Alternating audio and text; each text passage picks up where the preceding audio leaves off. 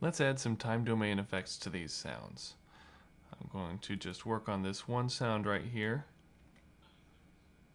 Sounds like a very uninteresting vocal sample.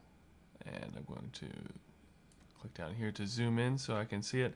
And since I want to focus just on this one sound for right now, it's frustrating to have to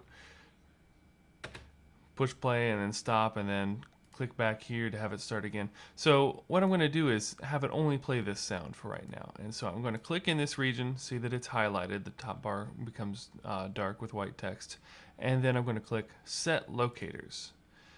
And see what happens is it adds this green bar up here. That means this is the only section that it's going to play, and it's going to loop. And that might get annoying after a while, but we're just going to do it for a little bit as we're testing our sounds. If I want to get rid of that, all I have to do is click it again and it goes away. And you see it continues to play. So let me click on it, do set locators, and let's add some time domain effects. And we're going to be adding them as insert plugins. A plugin is any kind of software, audio or for web browsers or operating systems or anything that's incomplete in some way.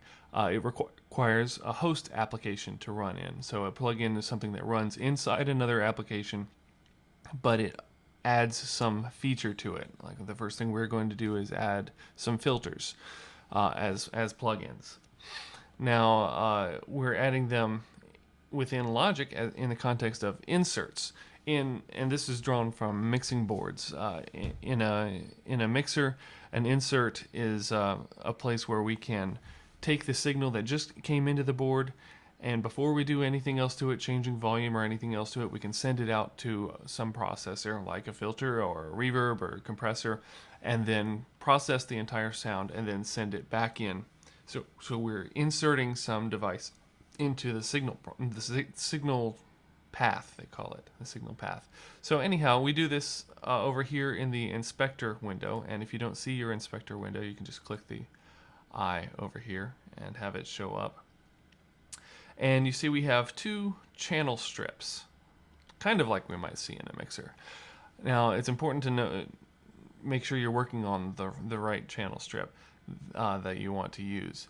See, the one on the left is named Audio 2, and that's the same as this track. So the one on the left is the one you want to do your effects on, unless you're very near the final stages of your project and want to be mastering.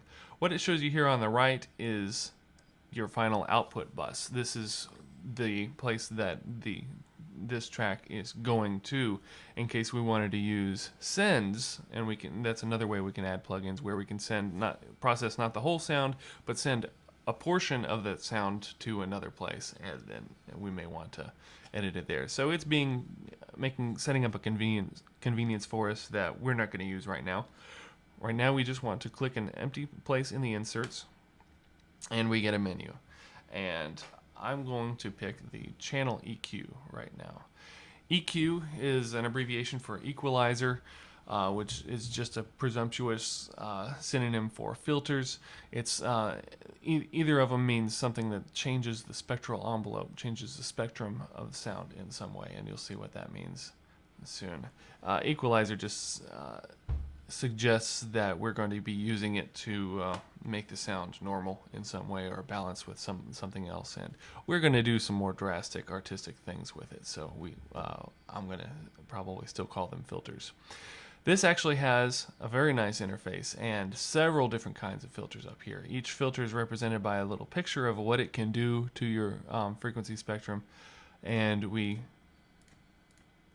click on them so that they're highlighted so that in order to enable them. So I've just got this high shelving filter enabled, and it allows me to leave the low frequencies alone and either boost high frequencies or cut high frequencies, and I can control just by dragging the amount of boost and cut and the cutoff frequency, the place where it starts activating. If I drag this little dot right here, you see a little Q comes up. I'm affecting the Q of this filter, and Q is kind of a peculiar characteristic, but basically you see it controls the slope.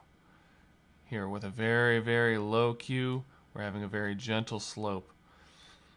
with a higher Q, we start getting a steeper slope, which means we start affecting sounds a little bit more strictly at the cutoff frequency.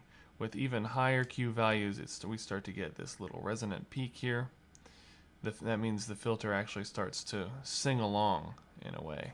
So in order to drag most of the filter, you just drag somewhere in the middle of its area that it affects. If you want to change the Q, you grab that little handle right there. Now, I'm going to use, let's start just with this low pass filter. It only lets low frequencies through, frequencies below the cutoff frequency. And so, let's see. Let me set it right about here, and I can see I've got a cutoff frequency of about 164. So let's play our sound and see what it sounds like this. You can see we've cut out an awful lot of it. But this is a nice way for us to isolate the bass. And maybe if I make it a little steeper. And if I make it really steep, it gets really resonant, and we can hear this pitched woo woo woo woo woo. The filter's resonating, adding sound at 100 hertz, and I can move it down.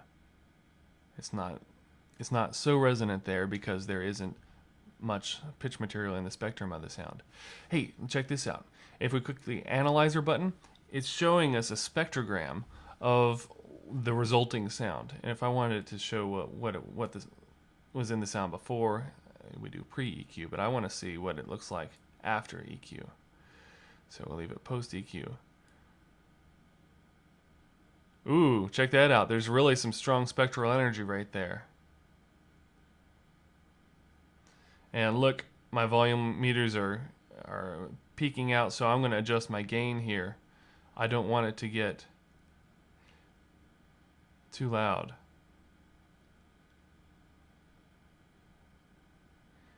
Okay, that's probably safe. You don't want these spectra to go very very high up. See, we're using this scale right here, and if they exceed 0, our sound gets chopped off and gets distorted. So already I've kind of turned this into a drum sound. That's pretty cool. Okay, let me stop that. I can also activate the high pass filter and bring it in and cut out bass frequencies, but still maybe emphasize this one little pitch in here. So I get less bassy sound. Let's try something even higher. And I'll drag both of my filters around. It tries to be pretty good with picking which filter you want to address by dragging, but if you just can't get it to do what you want, you can see, okay, I can drag on this number and change the numbers this way, and this filter is up here, and I can change various things about it this way. So let's see what this sounds like. And I can still recognize some of the noise in there, or the voice rather. So I want to see if I can tighten this up and get rid of some of that. Oops. Yeah, I'm just gonna do this and lower this down. Change this slope of it. Ooh. And we can see we're clipping right here, so we're going to want to bring this down.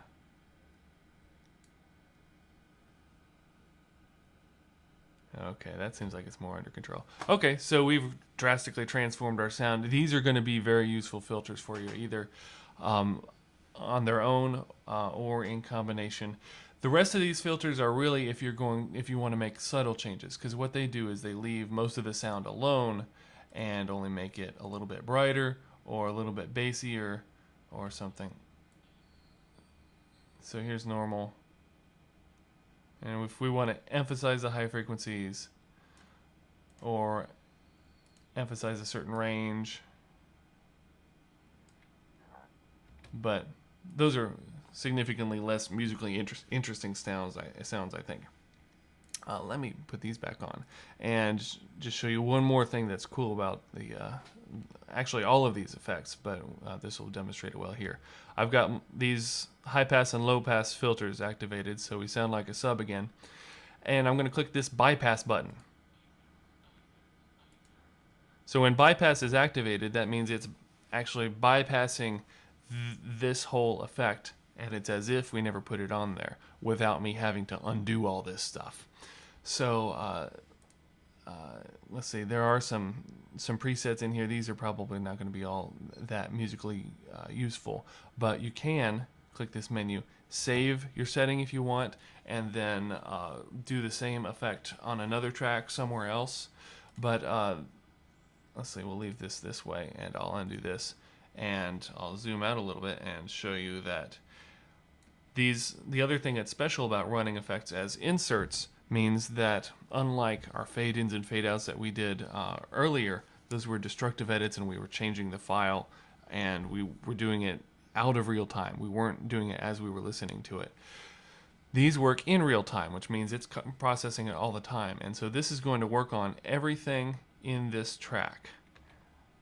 So we heard that, and then even our reverse bell sound, rail sounds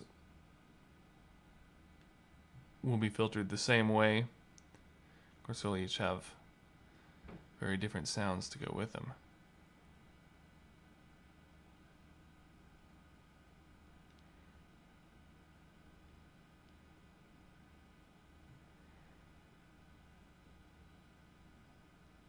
Oh, here it comes.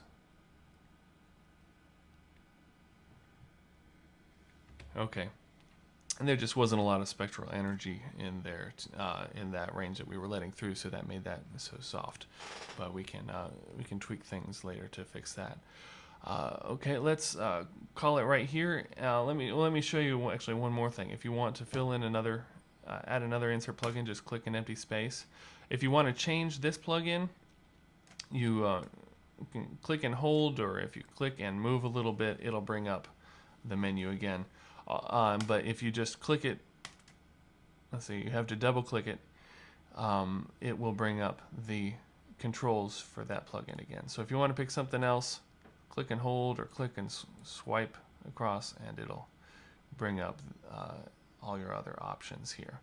So this channel EQ is a very powerful tool. Some of these other things in the EQ folder are more specific, have certain more specialized attitudes to them. This one is going to get you very far.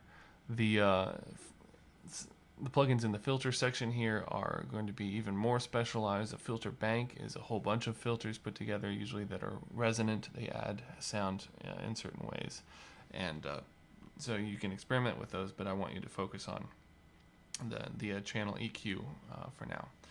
And we'll take a break and get to some more time domain effects.